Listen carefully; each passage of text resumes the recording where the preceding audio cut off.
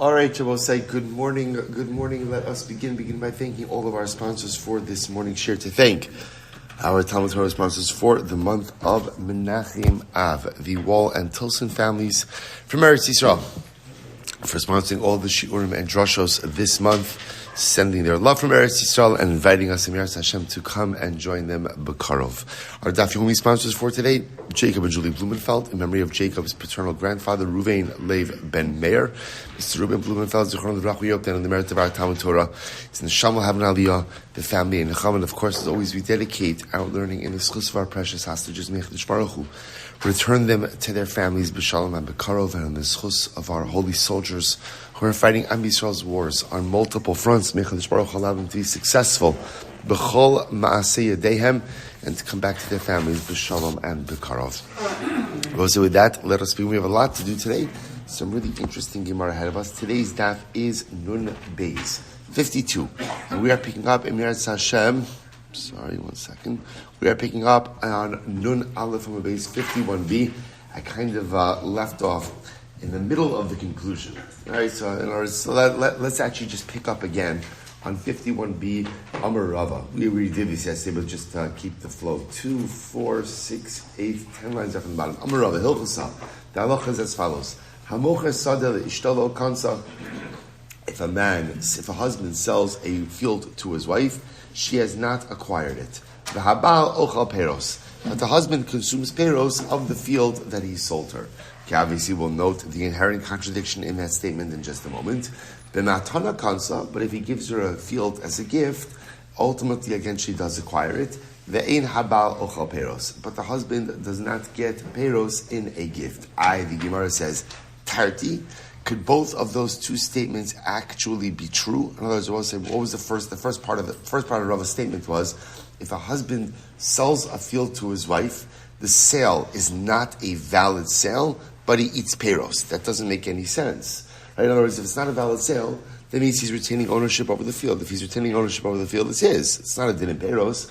Peros is only a function in terms of if the sale is a legitimate sale. To which the Gemara says, Lokasha, I will say, this is an interesting twist over here. Kan b'ma'os timunin, kan b'ma'os she'im timunin. Everything depends, the Gemara wants to suggest, in terms of how the wife, we'll call her Rachel in this case, how is Rachel paying for the field? Is she using ma'os timunin, what we call hidden money, or known money? Take a look at the Rashbam for just a moment. It's actually almost right across in the Rashbam. B'ma'os timunin, shelo hayu yiduin umufursamim lebal, lo kansa delegilui zuza hudiboy. Someone wants to make the following suggestion. If Rachel purchases this field with money that Reuven did not know about, money that was not known, then halacha l'maaseh, the assumption is that the sale is not a valid sale. This goes back to what we said yesterday. One of the reasons why we could say, in other words, what Rav is trying to highlight over here is that sometimes a husband, quote unquote, sells a field to his wife, not in order to engage in a real estate transaction, but rather to uncover money that he feels she has obscured or hidden. So therefore, again, if Rachel ends up purchasing the field with money that Reuven had no knowledge of, that was not known, then the assumption is the transaction was only to uncover the whereabouts of this money. It was not a valid transaction. And therefore, again, halacha l'maisa, he retains ownership. Masha Einkein, if Rachel purchases the field with money that Reuven knew about, right, then we look at this as a bona fide transaction. And if it's a bona fide transaction, she retains ownership, or she acquires ownership. But like any other field that she acquires ownership over, he gets peros. So this interesting distinction over here between, right, the nature of the transaction is fundamentally dependent on how she's paying for the field. Dam Rabbi Yehuda, because Rabbi Yehuda said, Ma'os timunin lo kansa, ma'os she'in timunin kansa. If she goes ahead and she acquires the field with quote unquote hidden money, meaning money that he did not know about, so she does not acquire the field, because again, then the assumption is the entire purpose of the transaction was to uncover the existence of this money, not to sell real estate, versus when she goes ahead and acquires the real estate with known money, then it's a legitimate sale, legitimate transaction, she becomes the owner, and he gets peros. Fascinating. So I will say, and this indeed, interestingly enough, at the end of the day, this is how the Rambam paskins halacha l'maisa in this case. So Rambam says, we've had this whole prolonged discussion about the ability of a husband to sell real estate to his wife, or maybe better stated, the ability of a wife to acquire real estate from her husband. Does the transaction work? Does it not work?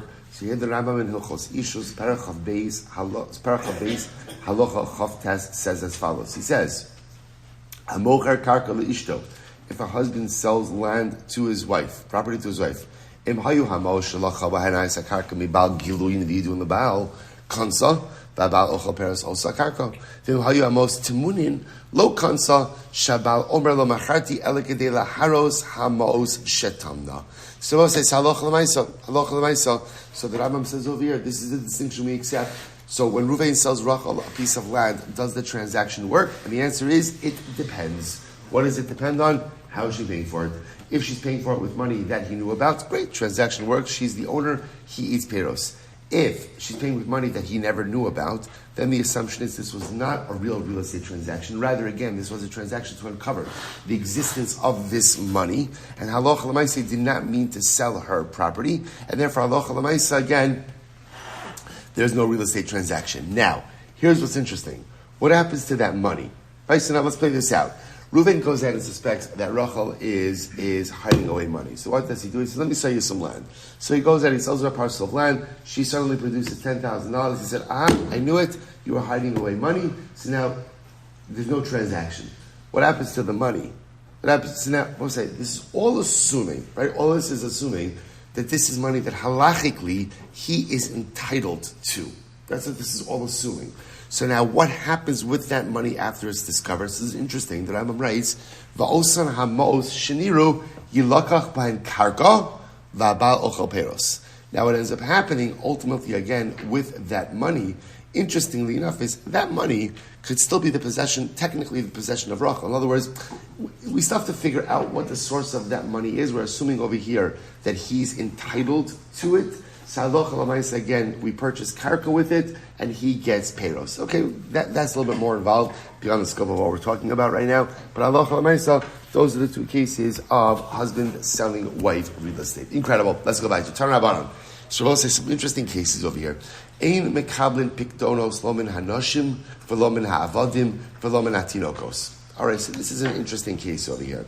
Literally translated, we're going to have to qualify this. One cannot accept a pikadon. Pikadon is an object that someone gives you in order to safeguard. So let's say Rachel, right, is still married to Reuven, goes over to Shimon, and Rachel says to Shimon, can you please go ahead, you know what, I have, and this could be anything, it really doesn't matter what the object is. I happen to have $10,000 in cash, would you mind holding on to it for me? Would you mind holding on to it for me? So the Gemara says, Shimon should not be makabel that pikadon. Right? Same idea. Ultimately, again, if an Eved comes along, right? An Eved comes along and says to someone, I have $10,000, can you hold it for me? Or a child. What's the concern over here? What is this? So if you take a look at the Rashban, let's focus now on women, because that's going to be the focus over here of the Sugya. Lo min hanashim, di'ika lamimar ganvum lebalehem, ula adonehem, v'tinokos nami shema ganvum ibeis balabayis, shem darim sham, v'is v'asr l'sayeh de over avera, u'kishlo kiblu mehem yachsur l'mkomosh l'vusham. I suppose it's interesting. What's the concern over here? The concern over here is that if Rachel's coming along and saying, here's $10,000, can you watch it for me? The concern is this something that she took from her husband? In other words, why is she depositing a pikadon with another man? Or with someone else? It doesn't have to be a man, it could be anyone. Right? Why is that happening? Why is that happening? Why is a child going ahead and giving a pikadon to someone other than their parent? Why is the Eved giving the pikadon of someone other than the master? We'll say, obviously, again, certainly in the marriage case, all of these cases reflect different societal norms and different constructs of marriage. But again, that's the yesod. Why would Rachel be depositing $10,000 with someone outside of the context of her marriage? So the concern in all of these cases is that this is stolen property. This is stolen property, and the person who stole it, the Isha, the Eved, the Katan, is trying to go ahead and move the money or move the object. Therefore, the halacha says, don't accept it. Don't accept it. Now, what's the chab if you don't accept it? It was it's very interesting. So if you don't accept it, the Rashbam says, what are these people going to do? If they can't find someone to watch the pikadon, what are they going to do? What will they do? They'll return it. they'll return it. That's the assumption. They'll give it back. They'll give it back. The Gemara says the mouse only steals the food if what? If there's a hole to hide it in. In other words, that Lamaisa, if there's nothing to do with the stolen property, then quote unquote stolen property, then Lamaisa, they're not going to steal it. They'll give it back. So the Gemara says, don't accept the pikadon from these individuals because the pikadon is suspect. Now watch this. Now the Gemara says, Kiba min ha'isha, yachzir. Now what happens if he did accept it? Right? Rachel goes over to Shimon. Says, Shimon, can you watch my $10,000? Shimon says, sure. Always good to help out another yid. Then what happens? Shimon comes to Daf Yomi and he says, shouldn't have accepted it. So what should he do? He should give it back to Rachel. So this is what's interesting over here. Do we know that Rachel stole this from her husband Reuben? Do we know it? No. The issue just is it looks strange. So therefore, again, because it looks strange, the halacha says just don't get involved in it. Just don't touch it. If it turns out that you did accept the money from Rachel, so again, here's what's fascinating about this discussion. We're concerned that there may have been theft. Can you call Rachel a thief? Chas v'shalom. Can't call someone a thief and say that they're a thief. So therefore, again, if you accepted the pikadon, which you shouldn't have done, what should you do with it? Give it back to Rachel. Don't give it back to Reuben, because it may or may not belong to Reuben. You don't know. The halacha says don't get involved with it because it looks strange. But if you did accept it, give it back to the owner. Yachza the isha ve'meisa. Now, what happens if Rachel gave you the money? Rachel gave Shimon the money, then Rachel died. So then, in that case, yachza the baila. Then you give that back to Reuben. Similarly, kiyom and eved. If an eved came along and said, "Can you watch $10,000 for me?" What should my answer be? No. But let's say I went ahead and I took it. I agreed. Yachzu levi, you should give back to the eved. Same idea. I don't know that the eved is a thief. All I know is that the situation looks weird. So therefore, I'd rather not get involved in it. If you did get involved in it, give it back to the eved. If the eved died, you give it back to the master. Top of Numeis 52a. Kiba mena katan. If you went ahead and you accepted it from the katan, ya'asa lo skula. Rabbi said is actually interesting. Now here's the interesting part. So let's say a katan comes over to me. Katan says, I'd like to deposit my $10,000 with you. So obviously, the halacha says, what should I say? No. Go back to your parents, right? Go back to your parents, give them the money. Let's say I accepted it. Rabbi says, so in this case over here, it would be irresponsible to give the money back to the katan. Right? See, in the Isha case, in the Eved case, if you accepted it from an adult, even though you shouldn't have, give it back to the adult. In the Katan case, to give it back to the child would be irresponsible. So what should you do? Yasa lo skula. You have to make, skula literally means a trust. You have to somehow secure that money. V'emeis, but if chas from the child died, yachzer li yarshav. Then you give it back to whoever it is that is inheriting that child. The Gemara says, now watch this. In all of these cases, okay, so now there's essentially three different stages to this case. Part one, an Isha, an Eved, a Katan comes and asks to deposit money with you. What's the answer? Right? No. Let's say you went ahead and you did it anyway. You tried doing a favor. You accepted it. So what's the halacha? If it's an Isha, give it back to her. If it's an Eved, give it back to him. If it's a child, create a trust. We'll discuss what that trust is in just a little bit. That's part two. Right? Now, part three, if any of them died, for an Isha, give it back to her husband. An Eved, give it back to his master. A child, give it back ultimately again to whoever is inheriting them. Now part four, which is interesting. So we'll say, now watch this. Let's just keep this in the marriage case. It's the easiest one. All right, let's say again, Rachel comes over to Shimon. Says, Shimon, watch the $10,000 for me. Shimon goes ahead and Shimon mistakenly says yes. Now he has it. Now what happens? Unfortunately, Rachel takes ill. She's on her deathbed. She tells Shimon, the money belongs to Yehuda.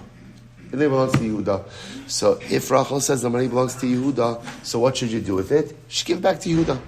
Give it to Yehuda. Okay, so in other words, if on her deathbed she's saying the money belongs to this person, Yehuda, give it back to him. Now watch this. Ve'im lav yaseh perush leperushan. And if not, now the Rashbam has a number of different gersos with this. Im lav means, if not meaning, if you're suspect that it doesn't really belong to Yehuda, and you have some level of proof, even circumstantial proof, that it belongs to someone else, you could follow the trail of circumstantial proof with this. In other words, since this whole type of situation looks strange, right? And it's clearly, again, from the Gemara's context, totally out of the norm, not the way things normally happen. So again, if there's it's not really a deathbed confession, because lav dafka there's a confession to be made over here, but a deathbed clarification or deathbed information, follow it. But for some reason, if it looks strange to you that this does not seem to be right, and there's reason to believe that it's not really Yehuda who's the owner of the money, you could follow your intuition. Remember again, there's no edus over here, right? There's nothing, and there's strange kite to the case. You could follow your intuition. Take a look at the Rashbam for just a moment. Kolomar ve'im lo mehemen lahu nifkat shapikadon shel osa plonihu ela shel bailim shalahem umitoch busha. Einam rotzim lomar shuhu shal bailim to lalischu gazlanim. So let's say, for example, over here, there's strong reason to believe that Rachel did take this money from her husband, but she is embarrassed, even on her deathbed, to say that she took this money. But yet we have circumstantial proof that it was taken from the husband, even though she's saying it belongs to Yehuda. You can go ahead and follow the circumstantial evidence. Obviously, you have to have some reason to believe that she's not telling the truth. You can't just decide on your own to give it to someone else. There has to be a reason why you're not willing to follow Rachel's instructions. Very interesting. The Gemara tells a story. Tevisu d'Rava bar Chana ki shachva. So listen to this. The wife of Rabbi bar Chana, when she was dying, she was on her deathbed. Amra hani kipi de Marta ubnei Barta. These earrings that I have, they're not mine. The earrings that I have, they're not mine. They belong to Marta and the sons of his daughter. Okay, so let's say, so this was news for Rabbi bar Chana, right? He did not know what to do with this information. So he came before Rav. So Amrlei imehemna lecha asei kiberusha. Okay, listen. If you believe what your wife is saying, then do what she says. V'ilo asei perush leperusha. And if not, in other words, if you have reason to believe, well, see, here's what's interesting. The one thing Rabbi bar Chana knew was what? What did he know? He knew they did not belong to his wife. That's what he knew. So now she's claiming that it belongs to Marta and the sons of his daughter. So now again, Rabbi bar Chana is not sure what to do. So what happens? So he comes before Rav. Rav said, listen, if you believe her, if you have no reason not to believe her, you believe what she's saying, then give the earrings back to Marta. If not, the ilo ase perush the perusha. Then ultimately, again, if you don't believe her, then ultimately, again, halacha l'maisa. So make your own call. Now, here's what's interesting. Take a look at the Rashbam for just a moment. The Rashbam says, "Imehem nalach shelo ganva mimcha klum." I will say, what's the possible concern over here? The possible concern over here is that maybe the earrings really did belong to Rabbi bar Chana's wife. Now, Rabbi bar Chana says, I don't know, I never bought those for an anniversary, for a birthday. So if they did belong to her, where did they come from? Maybe they came from money that she took from him. So now on the deathbed, she's claiming they belong to Marta. They belong to Marta, the sons of his daughter. So Rav says, listen, I don't know what to tell you. If you believe her, that it really belongs to someone else, then fine, then do that. If you have a strong suspicion that maybe that those earrings were bought with your money, and you have reason to believe that, then you could keep the earrings for yourself. Keep the earrings for yourself. In other words, you have the ability to understand the whole reason why all of this is so strange is because we're dealing with property, right, that a wife has that a husband doesn't know about. A pikadon that a wife is giving to someone outside of her marriage to watch as opposed to keeping it in her marriage. These things, again, at least societally, reflecting the norms of the Gemara, were not done. So when this happens, it just raises the red flag about whose property is this. And because there is this ambiguity, there is this ability, even if the wife gives one set of instructions on her deathbed, if there's some level of circumstantial evidence that points in a different direction, we have the ability to go ahead and follow that trail. The others say, what Rav said to Rabbi bar Chana was the following: I amida lecha aseh kiperusha, ve'ilo aseh perush leperusha. The other possibility is what Rav said to Rabbi bar Chana is like this. Your wife claimed that they belonged to Marta and the sons of her daughter. Now, apparently, these are like expensive earrings. Is Marta and his family, would they possess something like this? In other words, just financially, would they have something like this? Or not? If financially you feel that halacha l'maaseh this is something they would possess, then good, return the earrings to them. But if you know Marta and you know his family, and these are not the type of earrings that they would possess as a family, then Bepashas, you could also potentially assume that it was bought with money taken from you. Okay, both say incredible sugya. Let's go back there. Mina katan yasel skula. Now remember again, continuing in this brisa. So Katan comes over to me. Katan says that I have $10,000. Can you watch it for me? So obviously, it also raises the red flag. Why is a katan depositing something with someone other than his parents? So therefore, the halacha says, don't accept it. Don't accept it. If I did accept it, then what's the halacha? I'm not going to return it to the katan because that would be a shtickle irresponsible. So instead, what will I do? Yasa skula, make a trust. It was a beautiful gemara. My skula. What kind of trust do you set up for a katan? Rav Chisda Amar Sefer Torah. Wow. What should you do with the money? Buy a Sefer Torah. So we'll say, what's the pshat? What's the pshat with a Sefer Torah? Take a look. It's in the third Y line of the Rashbam. Lil mod bo hare peros va'keren kayam.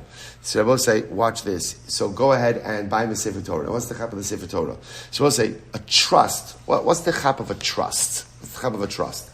A trust is something that ultimately, again, essentially gives you dividends, but the principle still remains. That's the chap of a trust. So therefore, again, the first opinion says, buy a Sefer Torah. What's the chap of Sefer Torah? So we'll say, what are the dividends of a Sefer Torah? It's so beautiful. What are the dividends of Torah? That you can learn it every day. That's the dividends. The principle, meaning the actual scroll itself, remains intact. That's the first opinion. Rav Huna says, Dikla. No, buy a palm tree. Buy a palm tree.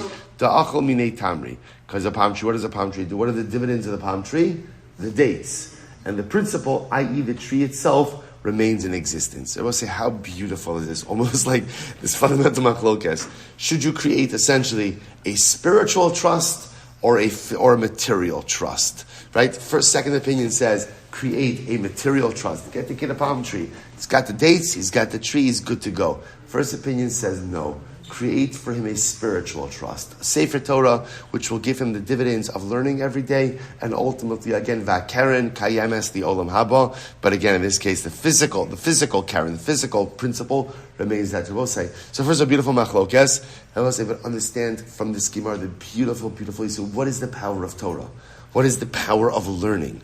When you learn, when I learn, ultimately what I am doing is the Ribono Shel Olam has set up for each of us a spiritual trust. That's what he set up for us. Each of us has this beautiful divine trust.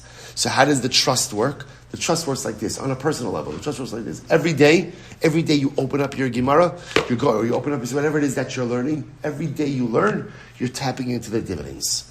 Those are your dividends. That's what you're getting paid out every single day. The dividends enrich your life. The dividends are transformative. The dividends ultimately allow you to self-actualize and become the best version of yourself. But the beautiful part is with this trust, no matter how many dividends you draw on each and every day, the keren, the principle, always remains intact. Meaning, no matter how much you take out of your spiritual trust, I will say, there's no other trust like this in the world. Generally, when it comes to other trusts, right, if you have a certain principle in there, if you draw down on the trust for a certain amount, that's it. It's not necessarily going to replenish itself. But when it comes to spiritual trust, no matter how much you draw it down, no matter how much you draw out, no matter how much you consume of it each and every day, the principle always remains intact. There's always more spirituality to draw from the trust. There's always more ruchnius to draw from the trust. And not only that, that keren, that principle remains intact for you in this world and in Eretz Hashem in the world to come as well. Just understand what we have. We are the Bible say if somebody told you today, called you up today, and said someone just set up for you a trust with $10 million. It's yours. How would you feel? Pretty good, right? Pretty good, and you could draw down from that those dividends as much as you want. And I guess I don't know how it trust. I mean, how I shall be zocher to find out, right? But Lamaisa, I'm guessing that you could pretty much draw off those dividends and not have to worry about wearing down the principal, right? That's pretty good. It's pretty good. I will say somebody might not be giving you a trust of $10 million, but somebody is giving you a trust worth billions of dollars of ruchnius, and who is that? Essentially like a Jeff Bezos trust of ruchnius. Right? No matter how much you take from it, it is always going to be more, and that's what the Ribono Shel Olam gives of us. And I will say, but think about this for just a moment. If somebody told you that you had a trust, right, with millions of dollars in it, and you could go ahead and use the dividends, I guarantee you something, for all of us, nobody would just let that sit there.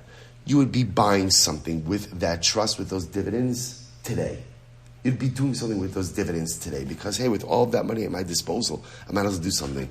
I'll say, if we have a spiritual trust at our disposal, it behooves us to do something with it every single day. And not just a little bit. There's millions and millions of dollars, so to speak, of dividends available to me each and every day. There's no end to how I could draw down that trust each and every day. And the principle remains intact. Take advantage. Take advantage of your spiritual trust. Spend it down as much as you want because the Karen is kayemes in Olam Haza and Olam Haba. Incredible. Let's go weiter. Back to the Mishnah. So the Mishnah said that a father cannot make a chazaka in the property of his child, of his son, and his son cannot make a chazaka in the property of his father. So this is the same theme we've been seeing over and over and over again. Remember again, both say chazaka needs three things, right? Number one, taina. How are you getting there? Why is the property yours? Right? Number two, residency, duration. And number three, there has to be that the only reason you're on the property is because you're the owner.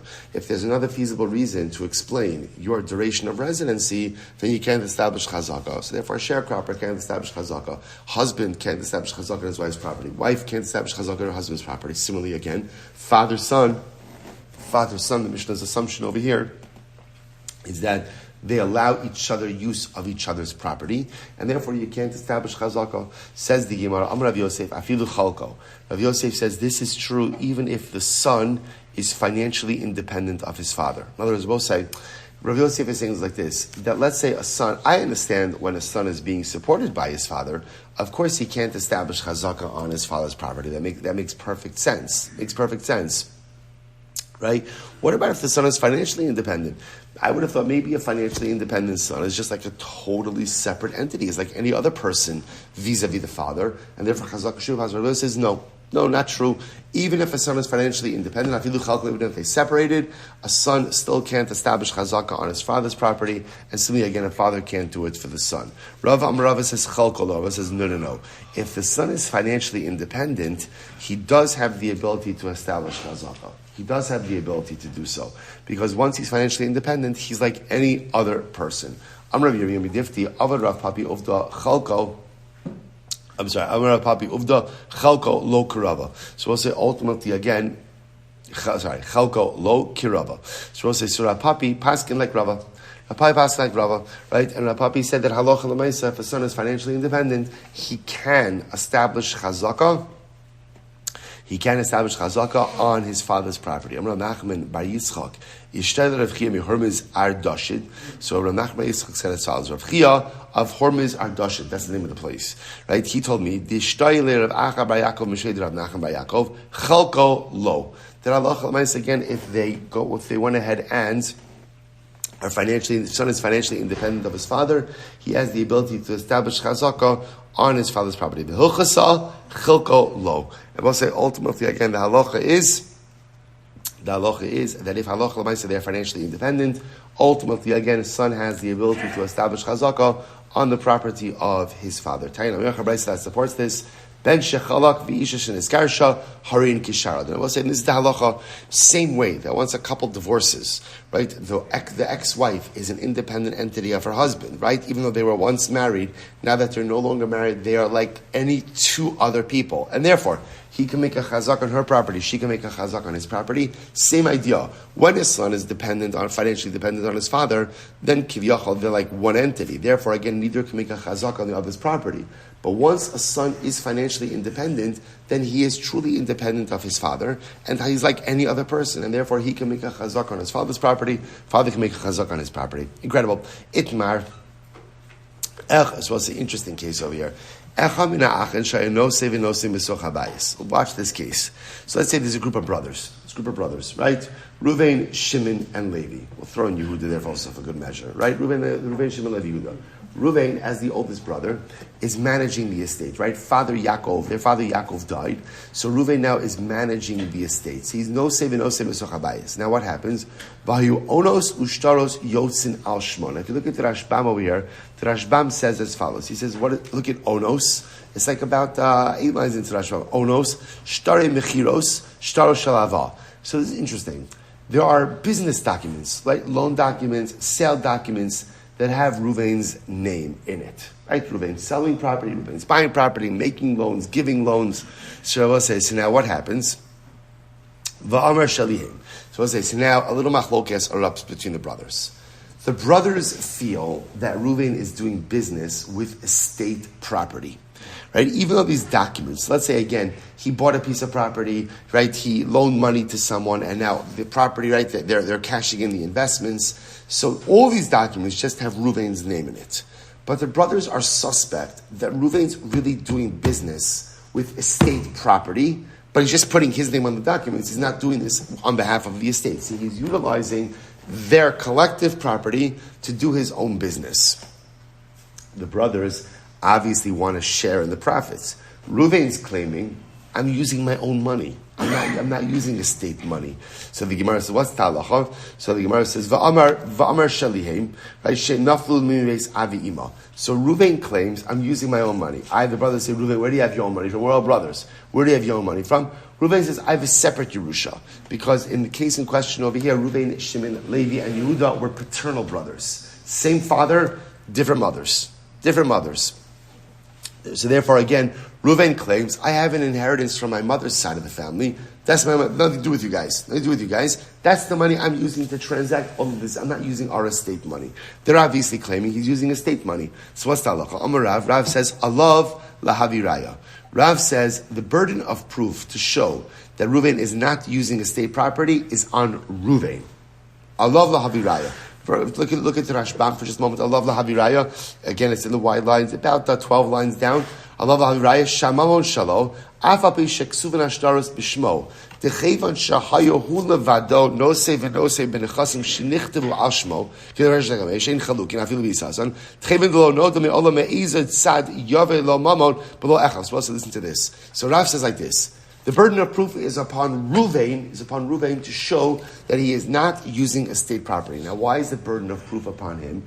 So we're going to see about in just a little bit that because he's managing the estate by himself, right? He's the only one who has access to the money, right, for the estate. He's the one managing the estate all by himself, and no one knows of any other bucket of money that he has. So the truth is, all roads point to the fact that he is using estate money.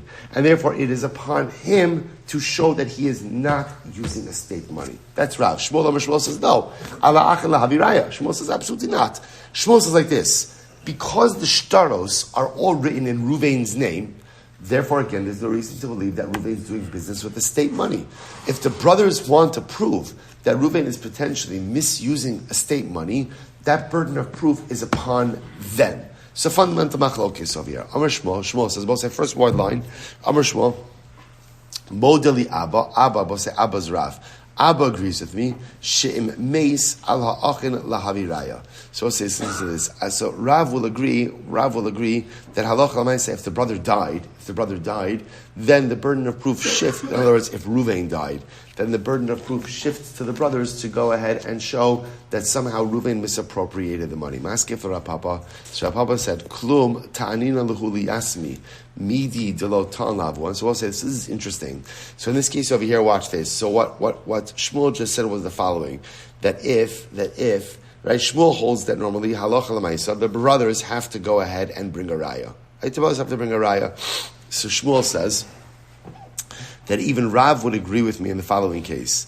Let's say Reuven dies, right? So the brothers accuse Reuven of misappropriating estate property. Reuven dies. Reuven has kids. So now his kids inherit his share, including, by the way, not only his share of the estate, but they inherit all of these other shtaros, right? All the other sales or loans that he has outstanding. So now Shmuel says that Rav would agree with me in that case where Reuven died, the brothers now have to bring a proof. right? It's not on the Yisomim. Normally, Rav would say the burden of proof is upon Reuven to prove that he did not misappropriate. Now that Reuven died, so Shmuel says that even Rav would agree that the burden of proof is upon the brothers. So Rav Papa says, no. Maskar Rav Papa, klum tanin lehuli yasmi, midi lelotan lulav. One, how could the children, the Yisomim, the orphans, the inheritors, have a stronger claim than their father? See, according to Rav, when Reuven was alive, the burden of proof was upon him. So now that Reuven is dead, right, and his kids inherit him, so now suddenly again the burden of proof shifts to the brothers. That doesn't make any sense. That means now that the Yisomim, the kids, have a stronger legal position than their father. That can never happen, because again, at most the kids inherit the same legal position of their father, not a stronger one. Rava. But what about Rava himself? Apik zuga desarbala. V'sifra da'agarata miyasmi below raya. But even Rava himself, I will say, right? So even Rava himself went ahead by, this is actually interesting, by Yisomim. There was a case where we'll call it father died, children inherited property. In the estate was a pair of clothing scissors and the sefer of Agarta.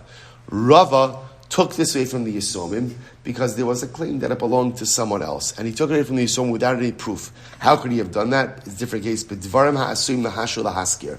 So I'll say, so this is a different case. Sometimes in an estate, when you find, right, someone's claiming property, and it's the type of property that people normally lend to each other, you could extract that from Yisomim even without a shvua. Normally in order to extract from Yisomim, you need to swear. But if it's the type of item that normally is lent one from the other, you can extract that even without a shvua. We'll say, Amud Beis, Kedeshalach Rafuna bar Avin, Dvarim ha'asoyin lahashil ulahaskir, Varma lekuchin biyadi, Eino ne'amar. So we'll say, so ultimately, again, sometimes in an estate, when you go ahead and you find in the estate things that are normally lent, right? Normally lent.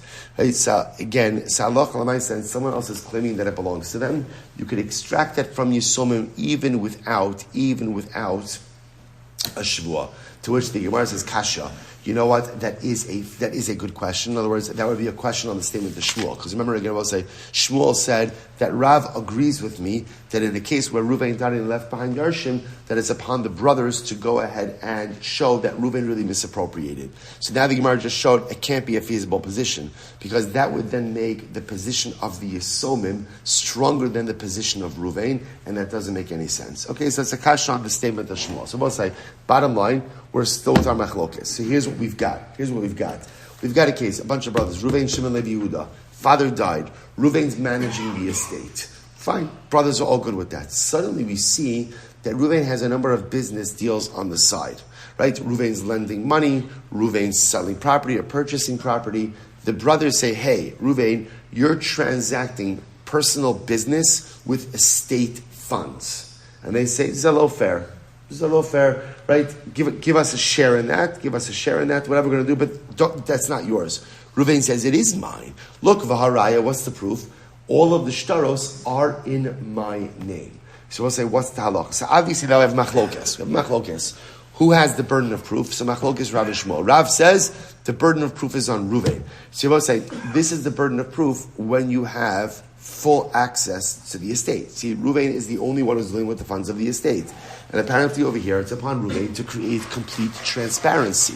If there's not complete transparency, it's the burden of proof upon you, upon the brother, upon Reuven, to create transparency. Shmuel says no. The documents are in the name of Reuven. It's almost like Hamotzi Mechaver Lavaraya. So the documents are in the name of Reuven. It's upon the brothers to go ahead and prove that Reuven is misappropriated. Okay, so now we're not finished. Let's go back. So we'll say, Nun Beis 52b, 3 lines down. Lo shon eladein chalukim be'isasan.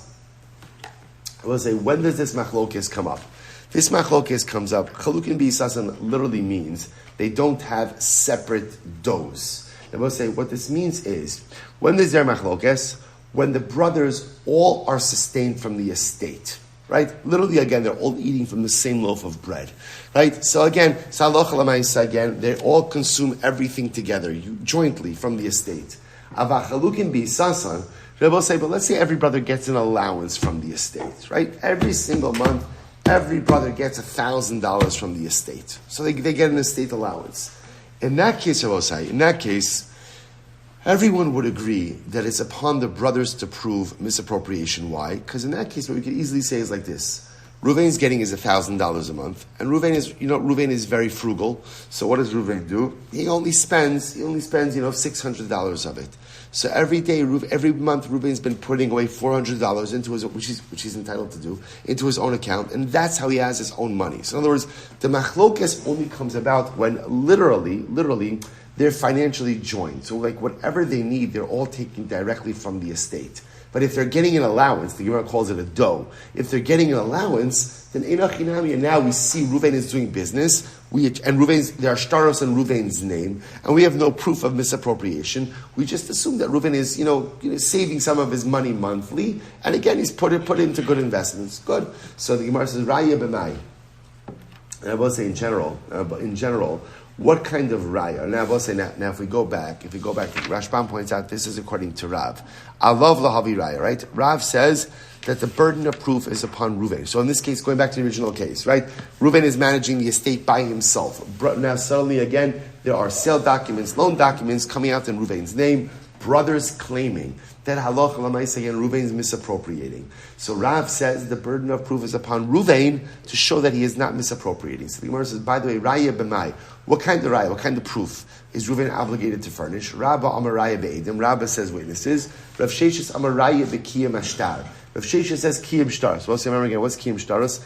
Document certification. That's when you go to Beis Din, right? And Beis Din essentially investigates the shtar. And Allah say if they find that it is correct, in other words, not that the shtar itself is, but that the events recorded in the shtar actually happened, they certify it.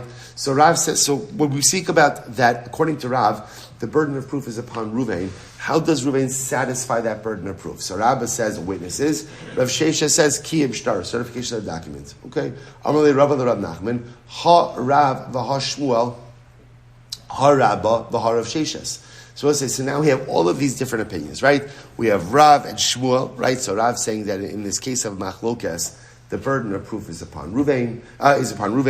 Shmuel says the burden of proof is upon the brothers. Now we have Rabba and Rav Sheshes. If the burden of proof is upon Reuven, how does he satisfy that burden of proof? So one opinion says witnesses, other opinion says Rav Sheshes. So Mar Kiman Svirale. So who do you hold like? Who do you hold like in all of this? Amrle, Ana Masnisa Yedana. So he says, here's what I know. I know a Mishnah. Right? What do I know? Or Bryce, I should say. Disanyo. If one of the brothers was in charge of the estate, right? So Reuven, Shimon, Levi, Yudah, all brothers. Yaakov left behind an estate, and Reuven is the only brother who's managing the estate. Vayonos v'shtaros yotzos al shmo. And now what happens? There are documents. There are loan documents, sale documents that are all coming out in Reuven's name. Va'amar shelihem. And now Reuven is saying, these are my transactions that I did with my own money. Right? Shinafu living base avi ima. And I will say again, in this case, I just want to point out over here, Reuven justifies where he has money from, right? As part of his time, as part of his claim, he says, by the way, I have my own money from an inheritance from my mother's family, right? We have different mothers, same father, different mothers. I inherited money from my mother's side. That has nothing to do with you guys, right? You're my paternal brothers. Nothing to do with you. That's the money I used for my transaction. And what's the halacha? Allah lahavi raya. Bless you. The burden of proof is upon Reuven, right? We'll say like Rav.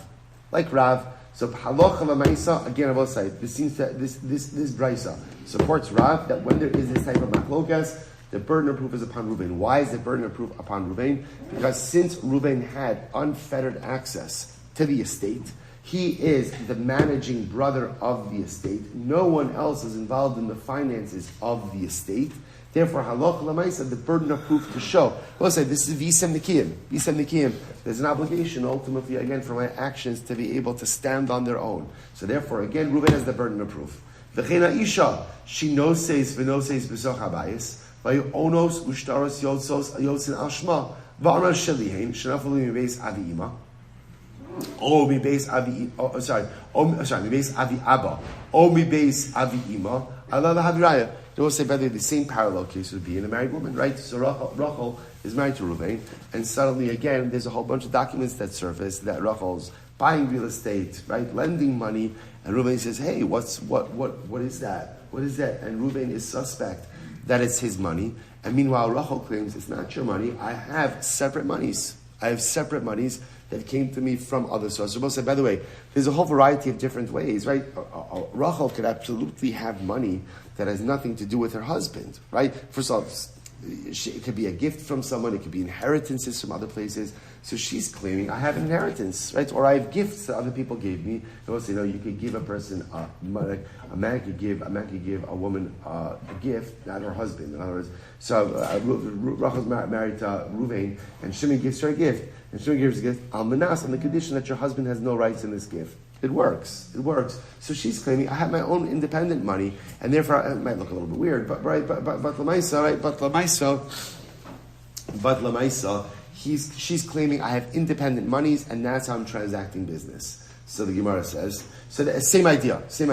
She has to prove Aleha lahavi raya. So we'll say all of this echoes the position of Rav. That Allah, when you have this complete access to money, right, and there's no one who has that access but you, and suddenly again private transactions now start popping up in your name, Rav Paskins, the burden of proof to show that you did not misappropriate is on you.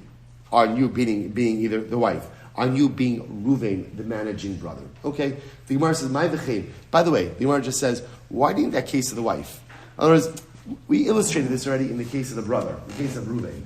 Why do you have to throw in there the v'chein, the second case of the wife? Right? Why? In other words, it's the same idea. When you have access to money, that is not yours, or that's not solely yours, and suddenly again, private transactions start coming up in your name, the burden of proof to show that you did not misappropriate is on you. So we illustrated that with Reuben and the brothers. Why do we need to illustrate it again in the case of the wife? So my v'chein. So this is very interesting. What would you have thought? Isha kevan d'shvicha le'milsa da'amrika tarcha kameyasmi lo gazla miyasmi. So I would have thought like this. Maybe it's a case over here. Maybe the case of Isha is a case where ultimately again, in other words, the parallel case for Isha would be the following case.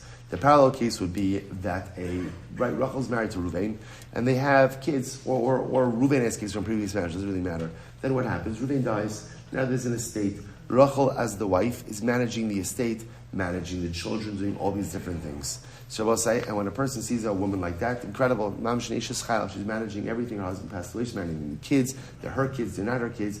So I would have thought like this, such a person can't be suspect of stealing from the estate. After all, again, she's caring for the children, she's caring for the estate, she's caring for the memory of her deceased husband. There's no way that she would be stealing from anyone. Kamash Malon, Kamash Malon, no. Now, what's the Kamash Malon? They'll say, Kamash Malon is that people, when we have access, unfettered access to money, there's a tremendous Yetzer Hara to do all kinds of things. I could be the best person in the world, but when given that access, sometimes, again, we take advantage inappropriately of that access. The same way that Reuben might be a great guy. Just because he's a great guy doesn't necessarily mean he's not misappropriating the estate. Rachel could be a wonderful woman. Just because she's a wonderful woman and she's caring for the Yisomim and doing all these different things doesn't mean that there might not be some type of inappropriate usage of the estate. Therefore, I will say again, when you have a person who has access to money that is not solely theirs, whether it's Reuven in the estate of his father, sharing with his brothers, or it's Rachel in the estate of her husband, and suddenly transactions come up in personal name, in private name, then halach l'maisa, the burden of proof is upon Rachel, the burden of proof is upon Reuven to show that they did not misappropriate. And I will say this is how the Rambam paskins as well. The Rambam says, Echa mina achin, this Hilchos Nachal is parak tes halacha zayin, just quickly, Echa mina achin, she'nose v'nose b'soch habayis, kana avadim b'shmol levado, v'amar mos, elu shlovesish k'nesim avadim, so what's the halacha? Alav lahavi raya. That's the bottom line. The Rambam goes into a much more intricate case, but halacha l'maisa, we paskin like Rav. That in this case where Reuven is the managing brother of the estate, right? He's the managing person of the estate. And none of the other brothers have anything to do with anything. And suddenly, again, personal transactions begin popping up in his names. He's claiming my money that I have from somewhere else. They're claiming potential misappropriation. The halacha is alav lahavi raya. The burden of proof is upon Reuven to show that he is not misappropriating. So I'll say a tremendous Musar Haskell as well. That a person, the Mishnah Pirkei Avos says, Al tamin ba'atzmecha ad yom mosecha. Do not believe in yourself until the day that you die. That's like a little of a sobering or somber comment. What does that mean? I'll say a person should never think that they are beyond sin. The moment that a person thinks, oh, I would never do that Aveira, is the moment that they are even more susceptible to Aveira. We'll say, the Klal Gadol is the Maral writes that if the Torah prohibits it, that means, given the opportunity, man would do it. The Ribono Shel Olam never prohibits something that we don't have a propensity, a desire, or a proclivity to do. And it's so important because sometimes we look at certain verses like, oh, I would never do that. A person should never think that they're beyond any temptation or any desire. And that's the Gemara saying over here. Reuben has all this access to money. Reuben might be a very good guy, but Lamaisa, he's still a human being. And as a human being, given access to that money, may do all kinds of things. The Musar Haskell being that a person should always be on guard. Never believe that they are beyond temptation. Human nature is, given the opportunity to sin, will never miss an opportunity to take an opportunity.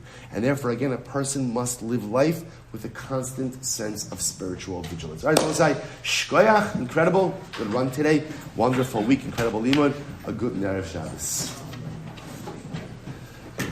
All right, Chavra Zoom, have a great day, everyone. Good Shabbos, good Shabbos.